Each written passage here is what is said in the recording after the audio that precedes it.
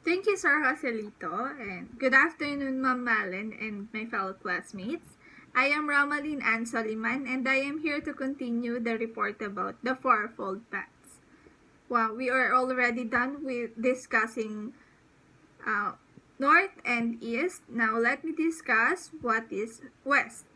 West is one of the cardinal points, specifically 270 degrees. And conventionally, kung titingin po tayo sa isang mapa, makikita po natin ito on the left side. It is also a point in heavens where the sun is seen to set at the equinox. Obviously, it is the opposite of the east from where the sun rises.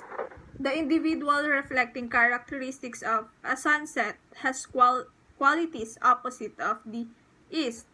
Rather than being spontaneous and creative like the east, the west is conservative, methodical, and they are interested in facts and data.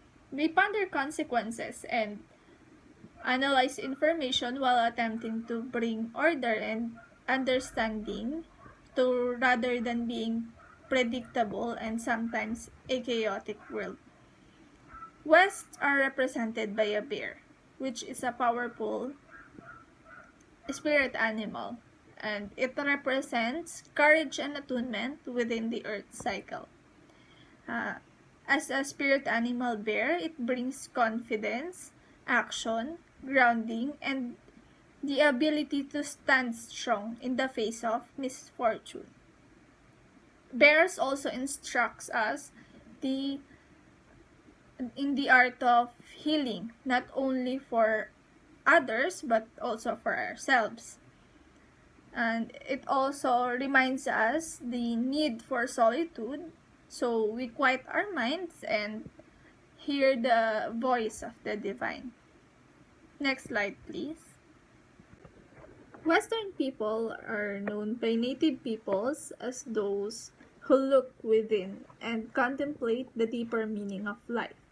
They also represent the setting sun and fall of the year, a time of wonder, transition, and untimely death, which is why West is often affiliated with the terms little death dahil po dun sa paglubog ng araw. And the tendency is for those people to be more cerebral and less oriented to people, unlike the east or south. And these people are like the feet on the ground who aims for stability rather than change. Next slide, please. Now let us move on to south. South is the polar opposite of north and is perpendicular to east and west. By convention, the bottom side or yung sa ibaba po ng mapa, dun po natin matatagpuan ang south, specifically 180 degrees.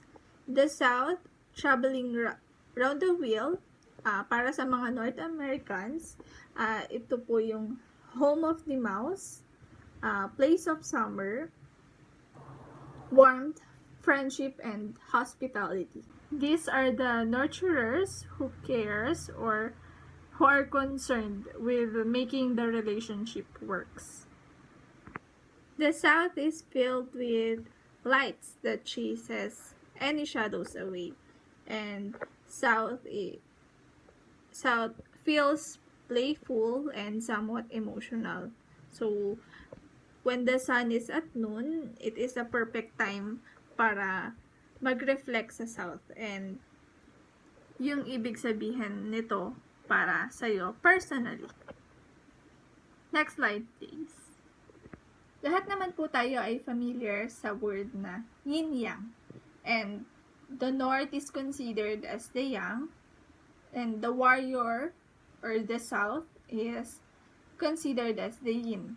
And they are the persons who supports and cares for others, and naniniwala sila na kapag ang isang individual or kada individual nafe-feel nila na valued sila and may tiwala sila sa isa't isa, they will have more energy to work and mas motivated sila. Then Hindi lang sila basta willing to risk, but also they are more willing to sacrifice for each other. This is the contrast of the North, who is much more of a doer, motivating through action. Hindi kagaya ng eagle, who sees far distances, as mentioned earlier on East. The mouse is nearsighted and nakapokus lang sila sa nest or the bahay and busy doing what has to be done to maintain the harmony. Next slide, please. So as you can see, the initials for the directions NEWS, or the north, east, west, south, spells out news. That is news to us. Having taken a quick look at the fourfold paths, one begins to see or malalaman natin kung bakit ganun kahalaga yung balance para sa mga Native Americans. Kagaya na lang ng warrior na walang compassion ng South, they could be insensitive or even brutal. Without the creative energy of the East, the tendency might be to react without considering yung mga creative alternatives na possible. And clearly without having the hard questions of consequences voiced out by the West. The North's actions might be premature even if well-intentioned. An individual that is too dominant in any one archetype would ultimately be limited, inflexible, and predictable in a complex world that na nagdedemand ng qualities ng bawat isa. Kung tayo, lilimitahan natin ang sarili natin sa iisang direksyon or sa isang direksyon lamang, not only do we have the tendency to be excessive, but we constantly limit ourselves or our choices. Kaya nagiging rigid and predictable tayo over time. And that is all for the fourfold path. And thank you for listening. And now let us hear Ma'am Ellen Suriben Razon's report. Thank you.